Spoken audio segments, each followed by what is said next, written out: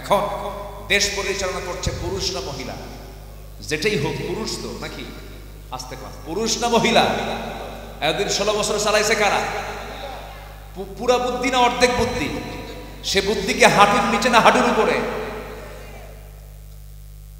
কথা কি বুঝতেছেন? আল্লাহ পাক ইউনুসকে আমাদের জন্য দিয়েছেন ভালো। চিটাগাঙে পোয়া না? চিটাগাঙে পোয়া না? হ্যাঁ, কি সুন্দর করে চিটাগাঙের ভাষায় কথা বলে, খুব মার্জিত কথা বলে। নামটাও তো সুন্দর, দুই নবীর নাম একসাথে। আর আমাদের নামের সঙ্গে কোন নবীর নামই নেই। দুই নবী, মুহাম্মদ, ইউনুস। বিপদে পড়লে কোন দোয়া? একদম সময় মতো আসছে।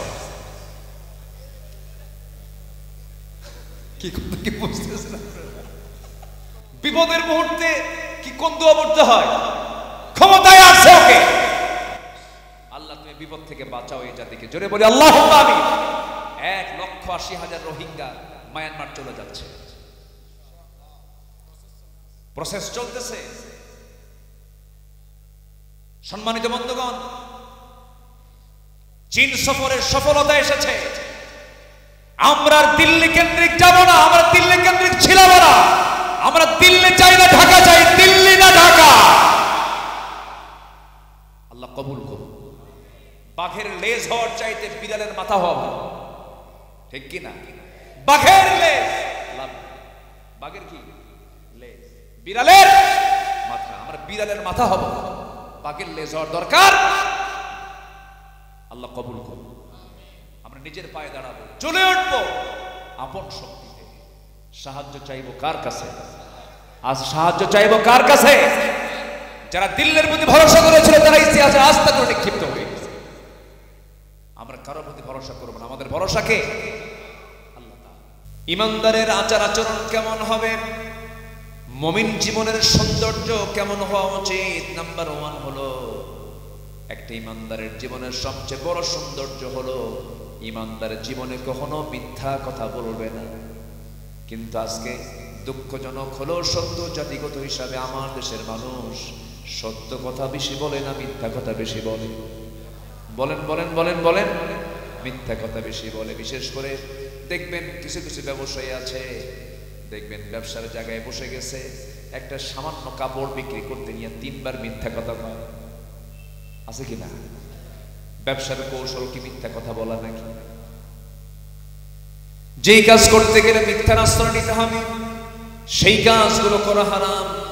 আল্লাহ রাব্বুল আলামিন বলেন, ওয়ালা তালবিসুল হাক্কা বিল বাতিল।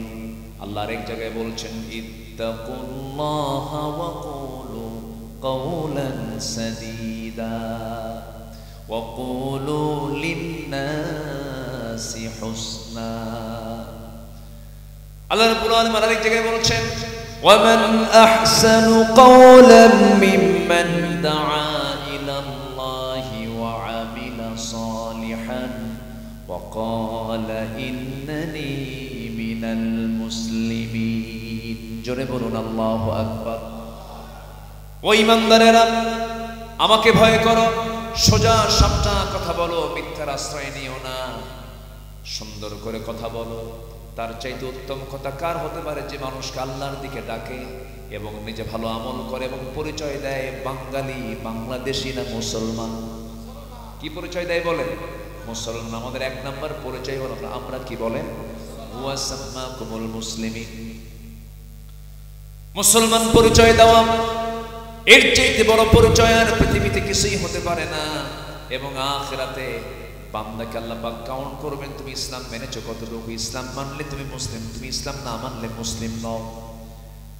আমার বন্ধুগণ, 1 নম্বর গুণ হলো মুসলমানদের জীবনের সৌন্দর্যের 1 নম্বর দিক হলো ইমানদার তার জীবনটাকে সততা দিয়ে সাজায় নেবে।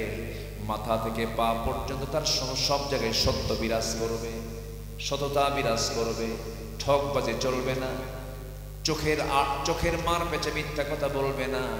আমার নবীজি এমন চরিত্রে মানুষ ছিলেন যে আমার নবীজি তার জীবনে আর চোখেও কোনোদিন একটাবারও তাকান নাই। জোরে কোন সুবহানাল্লাহ। আমার নবীজি বাম দিকে তাকাবেন, এরকম করে তাকাতেন না, একদম ঘাটটা ঘুরায়া সোজা স্ট্রেট থেকে তাকাতেন। নবীজি আমার এমন সরল ছিলেন, ডানে তাকাবেন এরকম করে মাথায় এরকম ধুইয়া এরকম করে আট চোখে তাকাতেন, আমার নবীজি ঘাটটা ঘোরাইয়া সোজা তাকাতেন। এটাই ছিল নবীজির চরিত্র, যার জীবনে কৌতুক করে একটা মিথ্যা কথাও বের হয়নি। সুবহানাল্লাহ বলবেন না? রাজনীতি তিনি করেছেন, বিচার তিনি করেছেন, নামাজের নেতৃত্ব দিয়েছেন, সমাজের নেতৃত্ব দিয়েছেন, বিচার কার্য ফয়সালা করেছেন, সব কিছু তিনি করেছেন, কিন্তু সত্যের উপরে না মিথ্যার উপরে।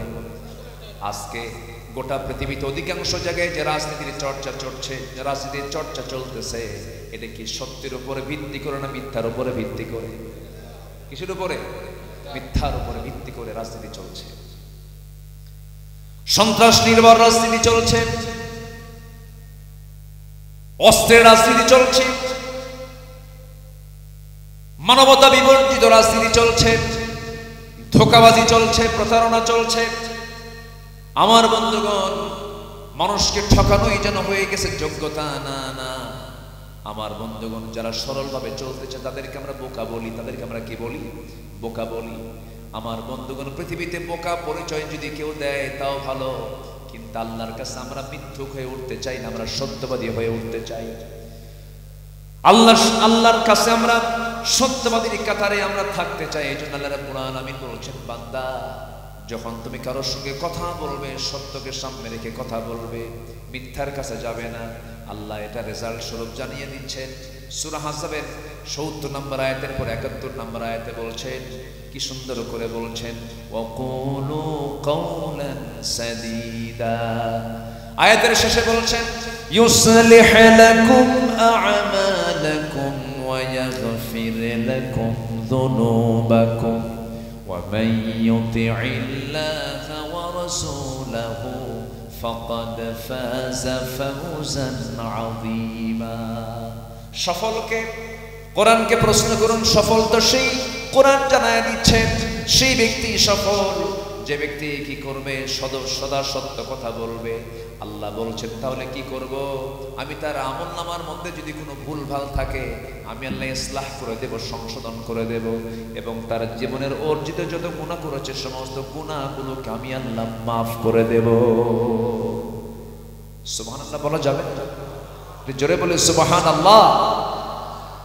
সত্য বলার ফলাফল হলো, আমার জীবনের আমলনামায় যদি কোনো ভুল আমলনামা থাকে, আল্লাহ পাক ইউসলিহ লাকুম আমালাকুম, সে আমলনামাগুলোকে আল্লাহ রাব্বুল আলামিন সংশোধন করে দিবেন এবং করবেন কি সমস্ত পাপ রাশিকে আল্লাহ রাব্বুল আলামিন মাফ করে দিবেন।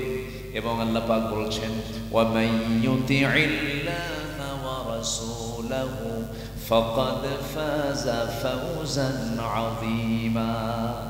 এই সমস্ত কাজগুলো যারা করবে এবং আল্লাহ এবং নবীর যারা আনুগত্য করবে, তারাই হলো মহা সাফল্যবান। তাহলে আমরা ১ নাম্বার শিখলাম, আমরা কখনো মিথ্যার ধারে পাশে যাব না। জোরে বলি ইনশাআল্লাহ। যে নেতা মিথ্যা কথা বলে, যে নেতা তার কর্মীকে মিথ্যার পথে ডাকে, যে নেতা তার কর্মীকে মানুষের সামনে চাঁদাবাজি করতে বলে, যে নেতা তার কর্মীকে নামাজের কথা বলে না, সততার কথা বলে না, সেই নেতৃত্ব মানা কি হালাল না হারাম? আসতে বলবেন না, হালাল না হারাম? ইসলামের নেতৃত্ব মানতে হবে কার? সেই হুকুম আছে না নাই? আসতে বলবেন না, আছে না নাই? যারা বলে ইসলামের রাজনীতি নেই, ইসলাম দিয়ে দেশ চলতে পারে না, যারা বলে ইসলাম দিয়ে প্রশাসন চলতে পারে না, যারা বলে কোরআন দিয়ে রাষ্ট্র গঠন হতে পারে না, মুসলিম বারবার পরিচয় দিল, তাকে আবার নতুন করে ইসলাম গ্রহণ করতে হবে, নতুন করে তার ঈমান আনতে হবে। আমার দেশে এমন কিছু পোড়া কপাল আছে না? আসতে বলবেন না, আছে না নাই? ওরা বলে আজ থেকে ১৫০০ বছর আগে নাজিল হওয়া কোরআন দিয়ে আজকের দুনিয়ার এই কি বলে কোর্ট চলতে পারে না, আজকের সমাজ চলতে পারে না। এবং এরকম করে বেহায়ার মতো বলে ফেলে মধ্যযুগীয় আইন আজকের সমাজে চলতে পারে না।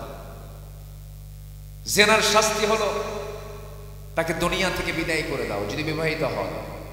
ইসলামের ৩টা বিধান চূড়ান্ত দিয়েছে। নাম্বার 1 হলো কাতলুন নাফস, যদি কেউ কাউকে হত্যা করে।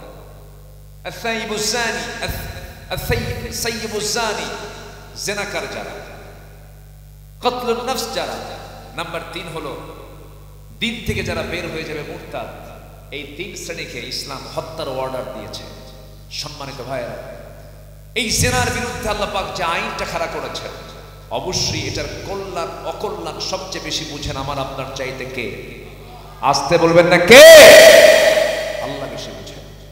সম্মানিত ভাইরা, সম্মানিত বন্ধুগণ, মাঝখানে আপনারা শুনেছেন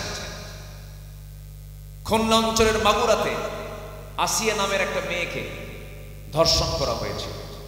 জানেন না? আপনারা জানেন না? ধর্ষণ করা হয়েছে। আমরা জাহেলি যুগে এরকম ইতিহাস পাইনি। 3 বছরের ছোট্ট মেয়েকে ধর্ষণ করা হয়, মৃত লাশ কবর থেকে তুলে ধর্ষণ করা হয়েছে। আমরা এটা জাহেলি যুগের ইতিহাস আমরা পাইনি। মানুষ এত নিচে নেমেছে। সে আসিয়া নামের মেয়েটা শেষ পর্যন্ত বাঁচতেই পারল না, মরেই গেল। তার গোপনাঙ্গে ব্লেড টাচ করে জোরপূর্বক ধর্ষণ করা হয়েছে। মানুষ কত নিচে নামলে পরে এই লোমহর্ষক, এই জঘন্য অপকর্ম করতে পারে। যদি আজকে প্রকৃত শাস্তি যদি নিশ্চিত থাকতো, কোন পুরুষ নারীর দিকে উন্মতর দৃষ্টিতে তাকানোর সাহস নেই। কিন্তু আজকের সমাজে জেনা সহজ না বিয়ে সহজ? বলেন, জেনা সহজ না বিয়ে সহজ? পত্রিকার পাতা খুললেই, টিভি অন করলেই প্রতিনিয়ত ধর্ষণের নিউজ আছে না নাই? আসতে বলবেন না আছে না নাই? সেটার মূল কারণ হলো আইনের প্রকৃত বাস্তবায়ন। প্রকৃত আইনের প্রকৃত বাস্তবায়ন সমাজে আজকে উপস্থিত না অনুপস্থিত? অনুপস্থিত। ইমানদার মুমিন কখনো মিথ্যার আশ্রয় নিতে পারে না। ইমানদার বলবে সত্য কথা না মিথ্যা কথা। পারিবারিকভাবে শিক্ষা দিতে হবে। বাপ তার সন্তানকে বলবে, স্বামী তার স্ত্রীকে বলবে। পারিবারিকভাবে এই শিক্ষাগুলো দিতে হবে। প্রাতিষ্ঠানিক শিক্ষা পেলে যে সব পেয়ে গেল তা কিন্তু নয়। পারিবারিক শিক্ষা আছে না নাই? আব্দুল কাদের জিলানীর নাম সবাই শুনেছেন? আব্দুল কাদের জিলানী রাহিমাহুল্লাহ অনেক বড় মাপের একজন ব্যক্তি ছিলেন। জিলান শহরে তার বাড়ি ছিল। তিনি দিন শিক্ষা অর্জন করার জন্য ঘর থেকে বের হচ্ছেন। মা তাকে ডাক দিয়ে বলছে, বাজান, দিন শিখতে যাচ্ছ, অনেক দূরে, তোমাকে বিদায় দিচ্ছি। বাবা, একটা কথা বলি, যত বড় বিপদ হোক না কেন কখনো মুখ থেকে কখনো মিথ্যা কথা বের করবা না। মা এই নসিহতটা করলেন এবং সাথে কিছু স্বর্ণ মুদ্রা তুলে দিলেন। এটা একটা ইতিহাস, শিক্ষা। তো উনি কিছু স্বর্ণ মুদ্রা নিয়ে ছোট্ট মানুষ রওনা দিয়েছেন দিন শেখার জন্য। বাড়ি থেকে বের হয়েছে। রাস্তায় ডাকাত তাকে ধরেছে। সে ডাকাত যখন ধরেছে, তার আগের মানুষগুলোর কাছ থেকে যা যা পাচ্ছে সব জোর করে নিয়ে চলে যাচ্ছে। এবার আব্দুল কাদেরকে ধরে বলছে, আব্দুল কাদের, কি আছে তোমার কাছে? উনি অবলীলায় কোনো একটু চিন্তাও করলেন না, যা ছিল স্বর্ণ মুদ্রা সহ সবকিছু ডাকাতদের সাথে উপস্থিত করে দিয়েছে। ডাকাতরা বলতেছে, তোমাকে তো কিছু বলাও লাগলো, তুমি সবকিছু বের করে দিলা কেন? সন্তান বলছে, আমার মা জানিয়ে দিয়েছেন বাবা, জীবনে কখনো মিথ্যা কথা বলবা না। ডাকাতদের চোখ থেকে টপ টপ করে পানি পড়ছে। ডাকাতরা মনে মনে চিন্তা করলো, আমার বাপ তো এমন করে বলে নাই, আমার মা তো এমন করে বলে নাই, আমরা যে জোরপূর্বক ডাকাতি করে সম্পদ আহরণ করছি সন্তানদের জন্য, কি লাভ হবে? এই বাচ্চা আমাদেরকে বড় শিক্ষা দিয়ে দিল। আব্দুল কাদের জিলানীর এই সততার কারণে ডাকাত দলের সমস্ত সদস্যরা ডাকাতির পথ ছেড়ে দিয়ে আল্লাহওয়ালা হয়ে গেছে। সততার পুরস্কার হলো জান্নাত, মিথ্যার পুরস্কার হলো জাহান্নাম। as-sidqu yunji wal kidhbu yuhlik। as-sidqu সত্য মানুষকে জান্নাতের দিকে নিয়ে যায়, মিথ্যা মানুষকে জাহান্নামের দিকে নিয়ে যায়। এই 16 বছর আমরা যত বক্তব্য শুনেছি রাজনৈতিক নেতৃবৃন্দের মুখ থেকে, মিথ্যা কথা না সত্য কথা? বলেন, সত্য না মিথ্যা? শুধু মিথ্যা না মহা মিথ্যা? মিথ্যা রাজত্ব কায়েম হয়েছিল। যেখানে মিথ্যা থাকবে সেখানে অন্ধকার চলে আসবে, আলোর কোনো গন্ধ সেখানে পাওয়া যাবে না। একটা জাতিকে সুসভ্য হওয়ার জন্য সততার দিকে খেয়াল করতে হবে সবার আগে। যখন জাতি হিসাবে জাতি যখন সততা শিখবে, ওই জাতির দ্বারা কখনো খারাপ কাজ হতে পারে না। আমরা মিথ্যা ছেড়ে দেব, জোরে বলি ইনশাআল্লাহ, আরো জোরে বলি ইনশাআল্লাহ। নাম্বার 2 হলো আমানত রক্ষায় দৃঢ়চেতা হতে হবে। আল্লাহ রাব্বুল আলামিন সূরা নিসার 58 নম্বর আয়াতে সুন্দর করে বলছেন, ইন্নাল্লাহা ইয়ামুরুকুম আন তুআদ্দুল আমানাতি ইলা আহলিহা ওয়া ইযা হাকামতুম বাইনান নাসি আন তাহকুমু বিল আদল ইন্নাল্লাহা নি'মা ইয়া'iদুকুম বিহি ইন্নাল্লাহা কানা সামিআন বাসীরা। জোরে বলুন আল্লাহু আকবার। আল্লাহ রাব্বুল আলামিন তোমাদেরকে আদেশ করেছেন আমানত রক্ষার ব্যাপারে তোমরা সচেতন হয়ে যাও, এবং ওয়া ইযা হাকামতুম বাইনান নাসি আন তাহকুমু বিল আদল, মানুষের মাঝে যখন তোমরা বিচার কার্য ফয়সালা করবে সেই সময় তোমরা আদালত কায়েম করবে। আদালত ঠিক রাখতে হবে। ইদিলু হুয়া আকরাবু লিত্তাকওয়া। আরেক জায়গায় বলছেন ইন্নাল্লাহা ইয়া'মুরু বিল আদলি ওয়াল ইহসানি ওয়া ইতা'i যিল কুরবা ওয়া ইয়ানহা আনিল ফাহশাই ওয়াল মুনকারি ওয়াল বাগি ইয়া'iদুকুম লা'আল্লাকুম তাযাক্কারুন। জোরে বলুন আল্লাহু আকবার। আদালত কোথাও কায়েম হলে পরে আল্লাহর রহমত নাসিল হয়ে যাবে। আদালত যদি না কায়েম হয় সে জায়গায় কোনোদিন শান্তি আসতে পারে না। সততা ইনসাফ কায়েম থাকতে হবে সমাজের ভিতরে।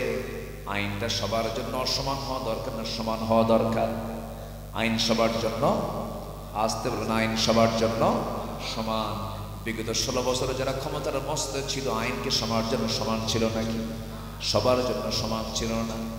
মনে যা এসেছে তাই তারা করেছে। আমার বন্ধুগণ, আমার ভাইয়েরা, আল্লাহ রাব্বুল আলামিন ঈমানটাকে রক্ষা করার জন্য, ঈমানের যত্ন নেবার জন্য আল্লাহ রাব্বুল আলামিন আমানতের ব্যাপারে অত্যন্ত যত্নশীল হতে বলেছেন। ঈমানদারদের যত গুণ থাকবে এর মধ্যে অন্যতম গুণ হলো ওয়াল্লাযীনা হুম লিআমানাতিহিম ওয়া আহদিহিম রাউন। ঈমানদাররা কি হবে? আমানত রক্ষা করবে, ওয়াদা ঠিক করবে, ওয়াদা ঠিক রাখবে তারা। ঈমানদারদের বৈশিষ্ট্য হলো এটা। আমার বন্ধুগণ, আমার নবীজি যে রাষ্ট্র কায়েম করেছিলেন সে রাষ্ট্রের হুকুম যে চলেছে, কার হুকুম চলেছে বলে? আসতে বলবেন না, কার হুকুম? আল্লাহর হুকুম চলেছে। খোলাফায়ে রাশিদিন যে রাষ্ট্র গঠন করেছিলেন সে রাষ্ট্রের মূল আইনটা ছিল কোরআনের আইন। কোরআন দিয়ে তারা রাষ্ট্রকে পরিচালনা করেছেন। এমন সুন্দর রাষ্ট্র তারা গঠন করেছেন। আমার নবীজি তার সময়ের ব্যাপারটাতে বলেছেন, ব্যাপারটাকে সামনে রেখে বলেছেন খায়রুল কুরুনি কারনি সুম্মাল্লাযীনা ইয়ালুনাহুম সুম্মাল্লাযীনা ইয়ালুনাহুম। আমার বন্ধুগণ, সবচেয়ে শ্রেষ্ঠ সোনালী যুগ হলো আমার যুগ। সবচেয়ে শ্রেষ্ঠ সোনালী যুগ হলো আমার যুগ। এর মূল কারণ হলো আমার নবীজি যে সমাজ রাষ্ট্র কায়েম করেছিলেন তা তিনি কায়েম করেছেন কি দিয়া বলেন? আসতে বলবেন না, কি দিয়া বলেন? কোরআন সেই কোরআন আজও আছে না নাই? আসতে বলবেন না, আছে না নাই? নবীজির বয়স ছিল, পৃথিবীতে তিনি বেঁচে ছিলেন 63 বছর 9 ঘন্টা। 40 বছর পর্যন্ত তার সময় চলে গেছে। নবুয়ত পেয়েছেন 40 বছরে। 40 বছর মানে জীবনের বিশাল একটা সময়। মানুষের পরিপূর্ণ বুঝ চলে আসে, বালেক হয় হলো 15 বছর বয়সে। পরিপূর্ণতার রূপ চলে আসে এই 15 থেকে 40, মোট 25 বছর তিনি কি বসেছিলেন নাকি? বসে থাকেন নাই। তিনি তো কর্মচঞ্চল মানুষ ছিলেন, অলস লোক ছিলেন না। তিনি কর্মচঞ্চল মানুষ তিনি ছিলেন। পেরেশান থাকতেন সমাজের জন্য, জাতির জন্য সবসময় তিনি অস্থির হয়ে থাকতেন। হালফুল ফুজুল গঠন করেছিলেন, জাতিকে ভালো করার জন্য অনেক চেষ্টা করেছিলেন। 40 বছর পর্যন্ত যত চেষ্টা করেছেন কোনো চেষ্টায় তিনি সফলতা পান নাই। অথচ বিশ্বমানের চরিত্র তার ভিতরে আল্লাহ পাক দান করেছিলেন। এই পৃথিবীতে একজন ব্যক্তির জীবনে শুধু একটাই রেকর্ড আছে, যার জীবনে একটা কৌতুক করে মিথ্যা নাই। তিনি হচ্ছেন মুহাম্মদ সাল্লাল্লাহু আলাইহি ওয়াসাল্লাম। কৌতুক করে একটা মিথ্যা কথা তার মুখ থেকে বের হয় নাই কখনো। সেই বিশ্বনবী তার উন্নত চরিত্র দিয়া, হুসনে খুলক দিয়া 40 বছর পর্যন্ত চেষ্টা করেছেন জাতিকে ভালো করার জন্য, পারেন নাই। আমার বন্ধুগণ, এলাকায় আশেপাশে নদী আছে কিনা জানি না, নদী আছে নাকি? ছোট্ট নদী আছে হয়তো, বা মাছ টাছ পাওয়া যায়। দুলু খাল, কি খাল? দুলু খাল, থমথমে খাল। মাছ মারতে গেছেন, মাছও তুলেছেন, জাল দিয়ে মাছ ধরেছেন। সেই মাছগুলো রাখার জন্য যে পাত্র, এটাকে এলাকায় কি বলে? কি কয়? ডুলা। ডুলা, ঝুড়ি, আমাদের এলাকায় বলে খালই। এক একটা এলাকায় এক একটা নাম আছে। মাছ রাখার পাত্র ডুলা, ডুলা বলে না। ভাষার তো কোনো শেষ নাই। তরকারিকে আপনার এলাকায় কয় সালু, কি কয়? সালু। সালু তো উর্দু শব্দ, উর্দু শব্দ থেকে এসেছে। আবার ওই যে বিভিন্ন গাছ যেন ছাগলে না খায়, ক্ষেত যেন ছাগলে না খায়, এই জন্য বেড়া দেয়। এই বেড়াকে আপনার এলাকায় বলে টিয়ারা। টিয়ারা, বিভিন্ন ভাষা আছে না? ভাবতেছেন বুঝি না, বুঝি তো। আপনাদের ভাষা সম্পূর্ণ না বুঝলেও গালি যখন দেন তখন ঠিকই টের পাই। জি, অনেক সুন্দর ভাষা আপনাদের, বলি আলহামদুলিল্লাহ। জি, তো মাছ মারতে গেছে, সেই মাছ মেরে ওই ডুলার মধ্যে রাখছে, কিন্তু ডুলা যে নিচে, ওই ডুলার তলা নাই। কি নাই? তলা নাই। মাছ কি থাকবে? থাকবে না। জালও ছিল, ডুলাও ছিল, মাছও ছিল। ব্যক্তি চেষ্টাও করেছে, কিন্তু মাছটা থাকলো না কেন? তারা তলা নাই। আমার নবী 40 বছর পর্যন্ত বহু চেষ্টা করেছেন, পারেন নাই। উন্নত চরিত্র দিয়েও পারেন নাই। আমার নবীর বয়স যখন 5 বছর, জাহেলি যুগের কথা ছিল, কাবা শরীফকে সামনে রেখে তারা করত কি? তোয়াফ করত, উলঙ্গ হয়ে তোয়াফ করত। আমার রাসূলকে তার চাচা আবু তালেব বললেন, ভাতিজা মুহাম্মদ উলঙ্গ হও। আমার নবীজি এমন লাজুক ছিলেন, উলঙ্গ হবেন মনে করে লুঙ্গির গিটায় হাত দিয়েছেন, সেন্সলেস হয়ে গেছেন। কেমন করে উলঙ্গ হই? আর উলঙ্গ হওয়া লাগে নাই, এমন লাজুক ছিলেন আমার নবীজি। আল্লাহ রাব্বুল আলামিন তার চারিত্রিক সনদ নিজে দিয়েছেন, ওয়া ইন্নাকা লাআলা খুলুকিন আযীম। আমার নবীকে নবুয়ত প্রাপ্তির আগে আরবের লোকেরা আমিন বলেছে, সাদেক বলেছে, সত্যবাদী বলেছে, আমানতদার বলেছে, তাকে ব্যাংক মনে করেছে। আমার নবীজি এত উন্নত চরিত্র দিয়া 40 বছর পর্যন্ত এত চেষ্টা করেছেন, কিন্তু সফলতা পান নাই। তিনি সফল হতে পারেন নাই, কারণ সব চেষ্টা করেছেন, পারেন না। একটা মাত্র কারণ, সেটা হলো চেষ্টা করেছেন যা দিয়ে তা দিয়ে কাম হবে না। মাছ মেরেছেন, মাছ ধরেছেন, ডুলায় রেখেছেন, কিন্তু ডুলার তলা যেমন না থাকলে যেমন মাছ থাকবে না। আমার নবীজি চেষ্টা করেছেন, কিন্তু পারেন না। এই জন্য পারেন নাই, সেই সময় কোরআনটা নাজিল হয় নাই। যখন কোরআন এসেছে, ডুলার তলাও এসেছে। যখন কোরআনটা এসেছে, রাসূল কোরআন দিয়ে সফলতার চূড়ান্ত শিখরে পৌঁছে গেছে। জোরে কোন সুবহানাল্লাহ, আরো জোরে কোন সুবহানাল্লাহ। এই জন্য আমরা হব কোরআনওয়ালা। কি ওয়ালা হব? কোরআনওয়ালা।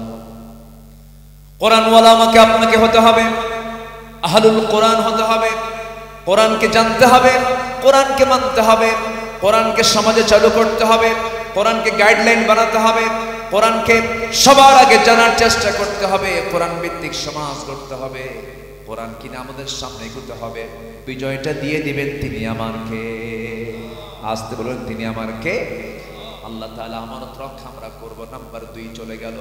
নাম্বার 3 হলো ইনসাফ এবং সদাচরণের অনন্য দৃষ্টান্ত। ইমানদারদের জীবনের একটা অন্যতম সৌন্দর্য। ইমানদার কখনো বেইনসাফি কাজ করতে পারে না। এক ছেলেকে কম দেয়, আরেক ছেলেকে বেশি দেয়। কিছু বাপ মা আছে জমি লিখে দেয়, এমন বেকুব বাপ মা মনে হয় লোহা গাড়ায় নাই। হ্যাঁ, আছে আছে। আমি মনে হয় বেকায়দায় যাচ্ছে এখন নাকি? জোজোর আবার কোন লাইন ধরে? আল্লাহ রাব্বুল আলামিন কি পরিমাণ সম্পদ পাবে? লিযাকারি মিসলু হাযিল উনসাইন। চূড়ান্ত আকারে মিরাসের অংশ বন্টনের সমস্ত সিস্টেমগুলো তিনি জানায় দিয়েছেন, এবং শেষে বলেছেন তিলকা হুদুদুল্লাহ। এগুলো কিন্তু আল্লাহর সীমা লঙ্ঘন করা যাবে না। উত্তম হলো মৃত্যুবরণের আগে জীবন্ত অবস্থায় কারো নামে না লিখে দেওয়া, কারণ মৃত্যুর পরে সব কিছুর ফায়সালা কোরআনে আছে না নাই বলে? আসতে কোন কোন আছে না নাই? আছে, এমনকি কালালা পর্যন্ত আছে। ব্যাখ্যায় যাব না আমি। আমার বন্ধুগণ, কোরআন আল্লাহর পক্ষ থেকে নাযিল হওয়া কিতাব, এই যে ফারায়েজের যে সমাধান আল্লাহ পাক দিয়েছেন, অংশ বন্টনের যে সমাধান দিয়েছেন, গোটা পৃথিবীর দেশে দেশে বহু উত্তর দিকের আইন আছে। কোরআনকে সামনে নেন, গোটা পৃথিবীর মানব রচিত আইনগুলো নেন, এর চাইতে মজবুত আইন আর পৃথিবীতে দ্বিতীয়টা থাকতে পারে না। জোরে বলেন সুবহানাল্লাহ। আমেরিকাতে একবার তারা সিদ্ধান্ত নিল, যেহেতু পরিবারের সবচেয়ে বড় সন্তান যে হয় সে বেশি অবদান রাখে, তার অবদানটা বেশি। এই জন্য করলো কি, আমেরিকার যারা আইনবেত্তা, যারা আইন প্রণেতা, যারা তারা বললো যে সব ভাই বোনের চাইতে যে বড় সন্তান হবে তার সম্পত্তি, পৈতৃক সম্পত্তি তাকে বেশি দেওয়া হবে, একটু বেশি অংশ তার জন্য বরাদ্দ করা হলো। এমন একটা আইন পাশ হলো। আইন পাশ হওয়ার 10 বছরের মাথায় দেখা গেল প্রত্যেক ফ্যামিলিতে, ম্যাক্সিমাম পরিবারে বড় ভাই মার্ডার। বড় ভাই মার্ডার। পৃথিবীর কোন আইন দিয়ে মানুষ কোনোদিন আরামে থাকতে পারে না। কোরআন এমন একটি কিতাবের নাম, মানব জীবনের এমন কোন সাইড নাই যার সমাধান কোরআনে নাই। আল্লাহু আকবার। সবকিছু আছে। অর্থনৈতিক সমস্যার সমাধানের জন্য আল্লাহ পাক যাকাত দিয়েছেন, কিন্তু বান্দা তো যাকাতের দিকে যায় না, যাই হলো সুদের দিকে। কিসের দিকে যায়? সুদের দিকে যায়। সুদ যেখানে কায়েম থাকবে যাকাত থাকবে না, যাকাত যেখানে কায়েম থাকবে সুদ থাকবে না। আমরা সুদকে গ্রহণ করেছি, যাকাতকে জরিমানা মনে করেছি। জোরে বলি নাউযুবিল্লাহ। যেখানে যাকাত থাকবে না সেখানে বেইনসাফি কায়েম হবে, যেখানে যাকাত থাকবে না সেখানে মানবতা কাজ না করে সেখানে পাশবিকতা কাজ করবে, দানবীয় রূপ সেখানে চলে আসবে। সোশ্যাল সিকিউরিটি যাকাত যদি না থাকে সেখানে বৈষম্য সৃষ্টি হয়ে যাবে। এই জন্য মুমিন জীবনের অন্যতম সৌন্দর্য হলো সে ইনসাফ কায়েম করবে এবং তার মধ্যে থাকবে সদরচরণ। সে অত্যন্ত বিনয়ী হবে, তার কথা বার্তা আচার আচরণ হবে অত্যন্ত মার্জিত। ইমানদার বান্দা যারা হবে তারা কি রূঢ় হবে না বিনয়ী হবে? মেজাজি হবে না ঠান্ডা হবে? কেমন হবে ইমানদাররা? আল্লাহ পাক তাও সুন্দর করে বিভিন্ন জায়গায় বলেছে। যেরকম সূরা ফুরকানের মধ্যে আল্লাহ পাক সুন্দর করে বলেছেন। আল্লাহ রাব্বুল আলামিন বলেন আমার বান্দারা কেমন হবে? وعباد الرحمن الذين يمشون على الأرض هونا وإذا خاطبهم الجاهلون قالوا سلاما والذين يبيتون لربهم سجدا وقياما والذين يقولون ربنا اصرف عنا عذاب جهنم إن عذابها كان غراما إنها ساءت مستقرا ومقاما জোরে বলুন আল্লাহু আকবার। ইমানদার যারা হবে তারা বিনয়ী হবে, জমিনে চলাফেরা করতে নিয়ে কোনো অহংকার দেখাবে না। জমিনে যখন চলতে যাবে তখন সে বিনয়ী হয়ে চলবে, হাম্বে থাম্বে করে চলবে না, বুক উঁচু করবে না, চোখ রাঙ্গাবে না, মানুষকে হেয় করবে না, এড়িয়ে যাবে না। ছোট হোক বড় হোক, কালো হোক কালো হোক, উঁচু হোক নিচু হোক, ধনী হোক গরিব হোক না কেন, সব বান্দাগুলোকে আল্লাহর বান্দা মনে করে সবাইকে সম্মান দিয়ে মর্যাদা দিয়ে কথা বলবে। জাহেলদের সামনে যখন মুখোমুখি হয়ে যাবে, ওয়াইদা খাতাবাহুমুল জাহিলুনা ক্বালু সালামা, তর্ক বিতর্কে জড়াবে না, তাদের সঙ্গে কোনো প্রকার বাকবিতণ্ডায় জড়াবে না, শুধু সামনে পর পড়বে, ওই মূর্খদের সামনে শুধু একটা সালাম দিয়ে বিদায় নিয়ে নেবে। রাত যখন গভীর হয়ে যাবে সবাই ঘুমিয়ে থাকবে, কিন্তু আল্লাহর যারা বান্দা তার চোখটা পানি দিয়ে ভেজা হয়ে যাবে, চোখের কোনা বেয়ে আপনা আপনি আল্লাহর ভয়ে চোখ থেকে টপ টপ করে পানি পড়বে। যে চোখ থেকে আল্লাহর ভয়ে, যে চোখ থেকে পানি ঝরবে, আল্লাহ রাব্বুল আলামিন ওই চোখটাকে কখনো জাহান্নামের আগুন দিয়ে তাকে কখনো জাহান্নামে ফেলবেন না। ওই চোখ জাহান্নামে যাবে না, বরঞ্চ এক ফোঁটা চোখের পানি যদি কেউ আল্লাহর ভয়ে ফেলতে পারে, 7 সমুদ্রের পানি দিয়ে জাহান্নাম না নিভলেও এক ফোঁটা চোখের পানি দিয়ে আল্লাহর 7টা জাহান্নাম নিভে যাবে। ওই বান্দা কখনো জাহান্নামে যাবে না যার দিল আল্লাহর ভয় থাকবে। ওই বান্দা কখনো জাহান্নামে যাবে না যার দিলের মধ্যে আল্লাহর ভয়ে থরথর করে কাঁপতে থাকবে। নামাজে দাঁড়াবে, রাতের বেলা গহীন রাত্রিতে যখন সেজদায় পড়ে যাবে তখন সে ওয়াল্লাযীনা ইয়াবিতুনা লিরাব্বিহিম সুজদান ওয়া কিয়ামা ওয়াল্লাযীনা ইয়াকুলুনা রাব্বানা ইসরিফ আন্না আযাবা জাহান্নাম ইন্না আযাবাহা কানা গরামা। রাত যখন গভীর হবে সে বলবে, আল্লাহ আমাকে জাহান্নাম থেকে বাঁচাও, জাহান্নামের আগুন থেকে বাঁচাও।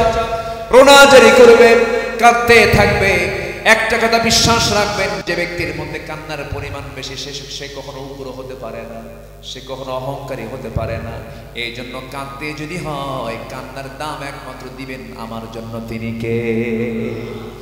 স্বামী যদি তার বউয়ের সামনে কান্দে, বউ বলবি পুরুষ মানুষকে কান্দে নাকি? স্ত্রী যদি স্বামীর সামনে কান্দে, স্বামী বলবে বউ তুমি কান্দো কেন? স্বামীর কাছে বউয়ের কান্নার কোনো মূল্য থাকে না, বউয়ের কান্না স্বামীর কাছে থাকে না, মূল্য থাকে না। পৃথিবীর মানুষ মানুষের সামনে কান্নাকাটি করবে, এটার কোনো পুরস্কার পৃথিবীর মানুষ দিতে পারে না। কিন্তু যার কাছে কাঁদলে পরে, যার ভয়ে কাঁদলে পরে, যার রহমত পাওয়ার জন্য কাঁদলে পরে আল্লাহ পাক 16 না বান্দাকে তার পুরস্কার দিয়ে দেন। তিনি হচ্ছেন আমার একমাত্র আল্লাহ তাআলা। জোরে কান সুবহানাল্লাহ। এই জন্য আমরা মুমিন জীবনের সৌন্দর্যের মধ্যে একটা হলো আমরা 1 নাম্বার কি করব? সত্য কথা বলবো। নাম্বার 2 হলো আমানত রক্ষা করব। নাম্বার 3 হলো ইনসাফ কায়েম করব, সদাচরণ করব, বিনয়ী হব, দিলটা নরম বানাবো। দিলটা কি বানাবো? নরম বানাবো। যার দিলটা নরম হবে তার চোখ থেকে পানি বের হবে, যার দিল পাষাণ হবে তার চোখ থেকে পানি বের হবে না। আমার বন্ধুগণ, দিল থেকে যদি দিলটা নরম হয়ে যায়, চোখ থেকে আপনা আপনি পানি বের হয়ে যাবে। কার ভয়ে? বলে আল্লাহর ভয়ে। ওয়াইদা তুলিয়াত ইন্নামাল মুমিনুনা আল্লাযীনা ইযা যুকিরাল্লাহ ওয়াজিলাত কুলুবুহুম ওয়াইদা তুলিয়াত আলাইহিম আয়াতুহু যাদাতুহুম ঈমানান ওয়া আলা রাব্বিহিম ইয়াতাওয়াক্কালুন। জোরে বলুন আল্লাহু আকবার। আল্লাহর নাম স্মরণ করার সঙ্গে সঙ্গে ইমানদার বান্দার দিলের মধ্যে কার ভয় সৃষ্টি হয়? কম্পমান সৃষ্টি। ওয়াজিলাত কুলুবুহুম, দিলটা কাঁপতে থাকে আল্লাহর ভয়ে। এই জন্য আমার বন্ধুগণ, এই দিলটার মধ্যে একমাত্র কার জায়গা দেব আমরা? বলেন কার নামের জায়গা নেব? বলেন বলেন কার নাম? কার নাম? আল্লাহর নামটা দিলের মধ্যে ঢুকায় নেব। আল্লাহ রাব্বুল আলামিন বলেন উলুল আলবাব কারা? আল্লাযীনা ইয়াযকুরুনাল্লাহা কিয়ামান ওয়া কুউদান ওয়া আলা জুনুবিহিম ওয়া ইয়াতাফাক্কারুনা ফী খালকিস সামাওয়াতি ওয়াল আরদ রাব্বানা মা খালাকতা হাযা বাতিলান সুবহানাকা ফাকিনা আযাবান নার। জিকির করব, ফিকির করব। জিকির আছে ফিকির নাই হবে না, ফিকির আছে জিকির নাই তাও হবে না। এই জিহ্বাটা কার জিকিরের জন্য বরাদ্দ করব? বলেন। আসতে বলবেন না কার? আরো জোরে কার? আবার ফিকির করার দরকারও আছে না নাই? ফিকিরও লাগবে। ইয়াতাফাক্কারুন ওয়া ইয়াযকুরুন, জিকির করব, ফিকিরও করব। এটা ইমানদার বান্দার কাজ। মুমিন জীবনের সৌন্দর্যের মধ্যে এটা পড়ে যায়। আমরা বিনয়ী হব, আমরা রূঢ় আচরণ করব না। ইরহাম তুরহাম, মানুষের প্রতি দয়া দেখাবে, আল্লাহ তোমার দিকে দয়া দেখাবেন। মানুষকে মাফ করে দিবে, আল্লাহ তোমাকে মাফ করে দিবেন। জোরে কান সুবহানাল্লাহ। আমার নবীজি মক্কায় থাকাকালীন তিনি ফুল পেয়েছেন না, মায়ের পেয়েছেন। বলেন কি পাইছেন? বলেন বলেন। আমার নবীজি মক্কায় আদর পেয়েছেন না, শাস্তি পেয়েছেন। কম মায়ের হয় নাই। আমার নবীজি রক্তাক্ত হয়েছেন। আমার নবীজি তায়েফের ময়দানে কি ফুল পেয়েছেন না পাথর পেয়েছেন? বলেন ফুল পেয়েছেন না পাথর পেয়েছেন? বিনিময়ে আমার রাসূল প্রতিশোধ নিয়েছেন না ক্ষমা করেছেন? আমার নবীজি মক্কার মাটির দিকে যখন তিনি মদিনার মাটিতে চলে আসলেন, রাতের আধারে ঘর থেকে বের হলেন, বন্ধু, বাল্য দিনের বন্ধু, বাল্য জীবনের বন্ধু সাইয়েদনা আবু বকর সিদ্দিক রাদিয়াল্লাহু আনহুকে সঙ্গে করে নিয়ে মক্কা থেকে যখন তিনি বের হচ্ছেন, চোখের কোনা বেয়ে টপ টপ করে পানি পড়ে। কালো কাপড় দিয়ে মুড়ানো কাবার দিকে তাকায় তাকায় তিনি বারবার ফিরে ফিরে তাকান, চোখের পানি ফেলে ফেলে কান্দেন আর বলেন কাবারে জীবনের 53টা বসন্ত তোর সঙ্গে কাটালাম, কাবা তোর সঙ্গে থাকার বড় শখ ছিল, কিন্তু তোর বাসিন্দারা ভালো না, আবু জেহেলরা ভালো না, আমাকে থাকতে দিল না। চললাম মদিনার দিকে, রাসূল মদিনার দিকে রওনা করলেন। বিশ্বনবী যার জন্য ফেরেশতারা অস্থির হয়ে যায়, যাকে আল্লাহ পাক এত মহব্বত করেছেন, তার বাড়ির মেহমানটা পর্যন্ত বানায় নিয়েছেন, সেই নবীজি মক্কা থেকে বের হয়ে যাচ্ছেন, তাকে বের করে দেওয়া হচ্ছে। আমার নবীজি জাবেলের সূরিকে আশ্রয় নিলেন। মদিনা হলো উত্তর দিক, চলে গেলেন দক্ষিণ দিকে, জাবেলের সূর আশ্রয় নিলেন। আজকেও জাবেলের সূরটা দুর্গম একটা জায়গা, যারা গেছেন তারা টের পাচ্ছেন। জাবেলের সূরটা এত উঁচু পাহাড়, নিচ থেকে উপরের দিকে তাকালেন কিছু কিছু লোক সেখানে যায়, তাদেরকে পিঁপড়ার মতো দেখা যায়, ছোট্ট ছোট্ট দেখা যায়। সেই দুর্গম পথে ওই পাহাড়ি অঞ্চলগুলো হেঁটে হেঁটে সেই জাবেলের সূরকে আশ্রয় নিয়েছেন। 3টা দিন 3টা রাত সেখানে ছিলেন। খাবার দাবার ছিল না, বালিশ ছিল না, চাদর ছিল না, কিচ্ছু ছিল না। শুধুমাত্র একটা কারণ, সেটা হলো রাসূলের 1 নাম্বার ভূমিকা ছিল, সেটা হলো জমিনটা যার, আইন চলতে হবে তার। আরসালা রাসূলাহু বিল হুদা ওয়া দীনিল হক লিইয়ুযহিরাহু আলাদ দীনি কুল্লিহি ওয়া কাফা বিল্লাহি শাহীদা। আমার নবীজি সেই জাবেলের সূর থেকে নামলেন, আবার রওনা করলেন, মদিনা পর্যন্ত পৌঁছে গেলেন। মদিনার আনসার রাসূলকে সহযোগিতা করতে লাগলো। 1টা বছর যেতে না যেতেই আবু জেহেলরা পাগলের মতো হয়ে গেল। 313 জন সাহাবীর বিরুদ্ধে 1000 সৈন্য নিয়ে লোহিত সাগরের পাশ দিয়ে, রেড সির পাশে দিয়ে ঘেঁষে ঘেঁষে আবু জেহেল রওনা দিল। 1000 সৈন্য নিয়ে বদর প্রান্তর পর্যন্ত উপস্থিত হয়ে গেল। আমার নবীজির কানে যখন সংবাদ চলে গেল, রমজান মাস, বদরের মাস, রমজান মাস মক্কা বিজয়ের মাস, আমার নবীজি করলেন কি, সাহাবায়ে কেরামকে বললেন, সাহাবীরা রোজাটা ভেঙে ফেলে দাও, রোজা রাখা যাবে না, আজকে জিহাদের ময়দানে উপস্থিত হতে হবে। সাহাবায়ে কেরামদের রোজা ভেঙে ফেলে দিয়া, তাদেরকে সঙ্গে করে নিয়া 313 জন সাহাবী নিয়ে বদর প্রান্তরে হাজির হলেন। যদিও সাহাবায়ে কেরাম রোজা রেখে শারীরিকভাবে দুর্বল হয়ে পড়েছেন, কিন্তু রোজা রাখলে শরীর দুর্বল হলো ইমানটা দুর্বল হয় না, মজবুত হয়, মজবুত হয়ে যায়। যুদ্ধে মুসলমানদের বিজয় এসেছে শক্তির জোরে না ইমানের জোরে। আস্তে শক্তির জোরে না ইমানের জোরে। ইমানের জোরে। ইমান আছে, অস্ত্র নাই, সমস্যা নাই। অস্ত্র আছে, ইমান নাই, সফলতা নাই, সফলতা আসবে না। ইমানটা সবচেয়ে বড় চালিকা শক্তি। ইমানের পাওয়ারে মুসলমানদের বিজয় দিয়েছেন তিনি আমার কে। বদর চলে গেল, উহুদ চলে গেল, খন্দক চলে গেল, হুনাইন চলে গেল, তাবুক চলে গেল। আমার নবীজি অনেকটা যুদ্ধ শেষ করে ফেলেছেন। ওইদিকে কুরাইশদের সকল শর্ত যখন ভঙ্গ হয়ে গেছে, 10টি বছর পার হলো, যে নবীজি হিজরতের রাতে একজনকে সঙ্গে করে নিয়ে মদিনার দিকে রওনা দিয়েছিলেন, সেই নবীজি আজকে একজন নয়, দুজন নয়, 10,000 সাহাবী নিয়ে রমজান মাসে আবার রওনা দিলেন। মক্কা বিজয় হয়ে গেল। আমার নবীজি বললেন, সাহাবীরা শোনো, আজকের এই মক্কার মাটিতে আমি ঘোষণা করলাম, আমি কারো বিরুদ্ধে কোনো প্রতিশোধ দেব না। আজকে সবাইকে আমি বিনা শর্তে মাফ করে দিলাম। সদাচরণ ইহসান করা। ইন্নাল্লাহা ইয়া'মুরু বিল আদল ওয়াল ইহসান ওয়া ইতা'i যিল কুরবা ওয়া ইয়ানহা আনিল ফাহশাই ওয়াল মুনকারি ওয়াল বাগি ইয়া'iদুকুম লা'আল্লাকুম তাযাক্কারুন। আমার বন্ধুগণ, নবীজি মক্কায় ঢুকি সবাইকে মাফ করলেন, কিন্তু 17 জন নামের তালিকা বের করলেন। এর মধ্যে আমার নবীজি বললেন, এই 17 জনকে যেখানেই পাবে সেখানেই হত্যা করবে। এমন আসামি আমার দেশে আছে না নাই? আসতে বলবেন না, আছে না? এদেরকে ক্ষমা করার কোনো প্রশ্ন?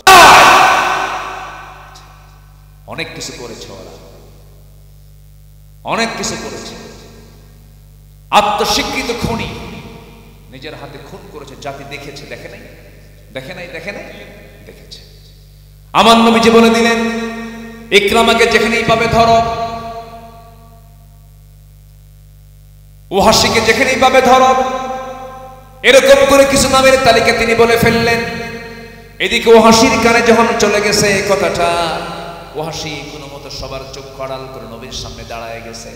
আর ওয়াহশী বলতেছে, আমি ভুল করেছি, আমি একজন দিনের মুজাহিদকে আমি মেরেছি, আমির হামজাকে মেরেছি, আমি আপনার কাছে ক্ষমা চাই, আমি কালিমা পড়তে চাই। নবীজি কেঁদে ফেললেন, হাতটা আগায় দিয়ে বললেন, ওয়াহশী, কালিমা পড়ার জন্য আজকে আমি তোমাকে মাফ করে দিলাম। জোরে বলে সুবহানাল্লাহ। ইসলামে ক্ষমা আছে না নাই? আসতে বলবেন না আছে না নাই আছে। ক্ষমার নীতি আমরা অবলম্বন করব। আমার বন্ধুগণ, প্রতিশোধ নিবেন, কিছুক্ষণ মজা পাবেন, পরে আর মজা পাবেন না। আর ক্ষমা করে দিবেন, সারা জীবন আপনি আনন্দ পাবেন, তৃপ্তি পাবেন। যখন আলহামদুলিল্লাহ। ধৈর্য ধরবেন, মজা পাবেন বেশি, এটার ফলাফল অনেক লম্বা। রাগ করবেন, হেরে যাবেন। রেগে যাওয়া কোনো যোগ্যতা নয়, ধৈর্য ধরা যোগ্যতা। ঠিক কিনা বলেন? আমার নবীজি মক্কা বিজয় করার পরে আমার নবীজি বললেন এদেরকে ক্ষমা করা যাবে না। ইকরামার কানে যখন সংবাদ চলে গেল, রাসূল তার বিরুদ্ধে হুলিয়া জারি করে দিয়েছেন। ইকরামা ইবনে আবু জাহেল তার স্ত্রী নবীর সামনে দাঁড়ায় বলছে, ইয়া রাসূলুল্লাহ, আমি কালেমা পড়তে চাই। রাসূল তাকে কালেমা পড়ায়া দিলেন। কিছুক্ষণ পর তিনি বলছেন, ইয়া রাসূলুল্লাহ, আমার স্বামী ইকরামা ইবনে আবু জাহেল, সেও যদি কালেমা পড়ে আপনি কি তাকে মাফ করবেন নাকি? রাসূল মুস্কি হাসি মেরে বললেন, কালিমার ছায়া তলে যে আসবে আমি রাসূল তাকে মাফ করে দেব, আল্লাহ তাকে মাফ করে দিবেন। সুবহানাল্লাহ বলবেন না? আমার নবীজি এই কথা বলার সঙ্গে সঙ্গে ইকরামা ইবনে আবু জাহেলের স্ত্রী বলে ফেললেন, ইয়া রাসূলুল্লাহ, আমি চেষ্টা করছি আমার স্বামীকে আপনার সামনে হাজির করার জন্য। এদিকে পালায়া চলে গেছে ইকরামা ইবনে আবু জাহেল, তিহামা অঞ্চল পার হয়ে চলে গেছে। সামনে বিশাল বড় দরিয়া, দরিয়া একটা নৌকা, নৌকার মাঝি বসে আছে। মাঝিওয়ালাকে বলতেছে, নৌকার মাঝিকে বলতেছে, মাঝি রে, তুমি কি আমাকে এই দরিয়াটা পার করে দেবে নাকি? আমি তোমাকে দাম দিয়ে দেব। এবার নৌকার মাঝি বলে, আমি তো দাম নিয়া কোনো ব্যক্তিকে পার করি না, আমি কোনো দাম নেব না। আমি তোমাকে এই দরিয়া পার করে দেব আমার নৌকা দিয়ে, শর্ত হলো তোমাকে কালিমা পড়তে হবে। কি পড়তে হবে? কালিমা পড়তে হবে। ইকরামার দিলটা একদম ছোট হয়ে গেল। হারে, এত দূর পর্যন্ত ইসলাম পৌঁছে গেছে, সাহস হারায় ফেললেন। এদিকে তার স্ত্রী তাকে খুঁজতে খুঁজতে তাকে পেয়ে গেলেন। এবার বলতেছে, আমার স্বামী, চিন্তা করবেন না, নবীজি আপনাকে ক্ষমা করার জন্য বলে দিয়েছেন আপনি যদি কালেমা পড়েন। তাকে এবার স্ত্রী তার স্বামীকে ধরে নিয়ে আসতেছেন, সাথে করে নিয়ে আসতেছেন। এইদিকে আমার নবীজি সাহাবা একরামকে বলেন, সাহাবীরা শোনো, প্রতিশোধ নয়, ক্ষমা করে দেব আমরা। আমরা কোনোদিন কারোর বিরুদ্ধে কোনো প্রতিশোধ নেব না। কোন ব্যক্তির অপরাধকে সম্প্রদায়ের উপরে চাপায়া দিবে না, কোন ভুলকে সামনে উপস্থাপন করবে না। ইকরামা কিছুক্ষণের মধ্যে আমার সামনে হাজির হবে। ইকরামার বাপকে সামনে রেখে ইকরামাকে তোমরা কেউ গালিগালাজ দিবা না। ইকরামা অনুতপ্ত হয়েছে, কালিমা পড়বে, কেউ তোমরা তার ব্যাপারে টু পরিমাণ কোনো শব্দ উচ্চারণ করবে না। ইকরামার সামনে চলে আসলেন, আমার নবীজি হাত জাগায় দিলেন যে ইকরামা তার বাপ বদর যুদ্ধে অংশগ্রহণ করা আবু জাহেল দুনিয়া থেকে বিদায় হয়ে গেছে। সেই আস্থা করে থাকা ফুটন্ত গোলাপ, আস্থা করে থেকে ফুটন্ত গোলাপের আগমন হয়ে গেল। আবু জাহেলের সন্তান ইকরামা কালিমা পড়ে সাহাবীর ধন্য, সাহাবী হওয়ার ধন্য, সাহাবী হয়ে তার নিজের জীবনটা ধন্য করে নিলেন। জোরকান সুবহানাল্লাহ। সাহাবী হয়ে গেলেন, নবীর হাতে বায়াত নিয়ে ইকরামা পড়ে ফেললেন, আশহাদু আল্লা ইলাহা ইল্লাল্লাহু ওয়াহদাহু লা শারীকা লাহু ওয়া আশহাদু আন্না মুহাম্মাদান আবদুহু ওয়া রাসূলুহু। হেদায়েতের মালিক কে? আসতে বলবেন, হেদায়েতের মালিক কে? আবু জাহেলের ছেলে কালিমা পড়ে মুসলমান হয়ে গেছে। কার ফয়সালা? কার ফয়সালা? আল্লাহর ফয়সালা। আমার বন্ধুগণ, সদরাচরণ করব আমরা, সুন্দর আচরণ করব, হেসান আমাদের মধ্যে থাকতে হবে। আল্লাহ রাব্বুল আলামিন এক জায়গায় বলছেন, ইদফা বিল্লাতি হিয়া আহসান, প্রতিহত করবে হেসানের মধ্য দিয়ে। যে কোনো কাজে হেসানকে সামনে রেখে করবে, আল্লাহ পাক বরকত দিয়ে দিবেন। নাম্বার 4 হলো ধৈর্য এবং ক্ষমার বিরল দৃষ্টান্ত ইমানদার রাখবে। ওয়ালামান সাবারা ওয়া গাফারা ইন্না যালিকা লামিন আজমিল উমুর। নাম্বার 5 হলো আল্লাহর ভয়ে কাঁপতে কাঁপতে সিজদায় লুটিয়ে পড়া।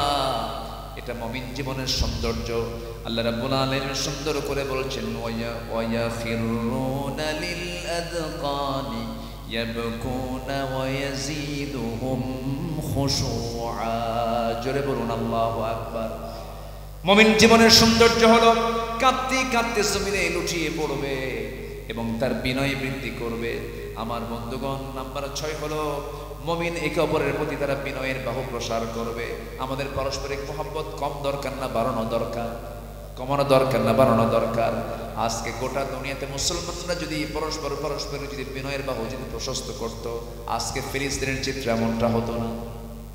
আল্লাহ রাব্বুল আলামিন বলেন, ওয়াখফিদ জানাহাকা লিমান ইত্তাবাআকা মিনাল মুমিনিন। জোরে বলুন আল্লাহু আকবার।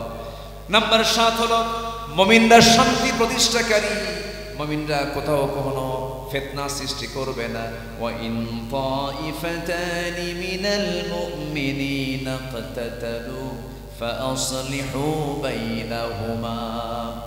নাম্বার 8 হলো মুমিনরা একে অপরের দোষ অন্বেষণ করবে না, কুধারণা পোষণ করবে না, গীবত শিকায়াত করবে না। ইমানদাররা হবে খোলা মনের, প্রশস্ত দিলওয়ালা হবে, হিংসা নিয়ে আসবে না। আমার দেশে মানবতার আবাদ হয় না, হিংসার আবাদ হয়। বলেন বলেন বলেন। জমি একজন কিনছে, ভালো জমি, গ্রামের মানুষের মধ্যে এগুলো স্বভাব কিছু আছে। আমার দেশে এলাকায় আছে কিনা জানি না, জমি কিনে একজন, খুব হয় না আরেকজন। আছে না এরকম? আছে না?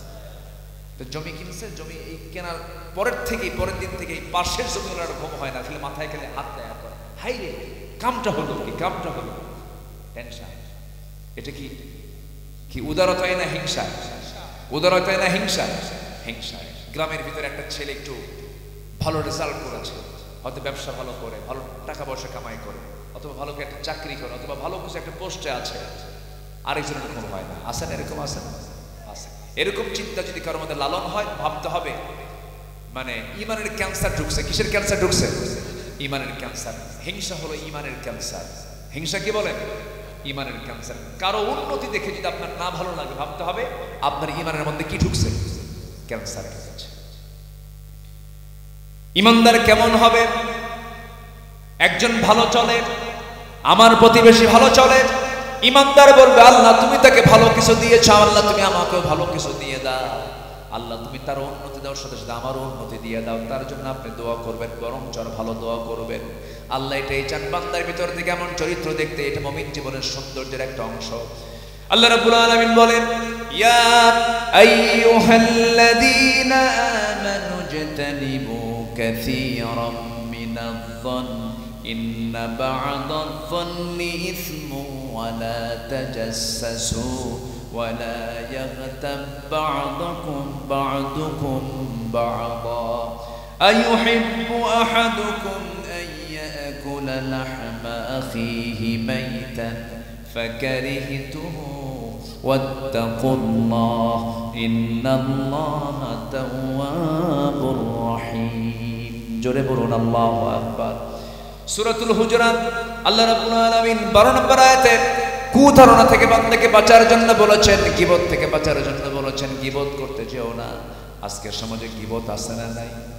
আসতে বলবেন না, আছে না নাই? গীবত করা মানে কার গোশত খাওয়া? বলেন, তাজা ভাই না মরা ভাই? বলেন বলেন বলেন। এটা আমার ফতোয়া না আল্লাহর ফতোয়া?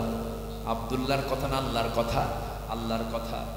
এই সমস্ত মানবিক দোষগুলো নিজের জীবন থেকে মাইনাস করতে হবে।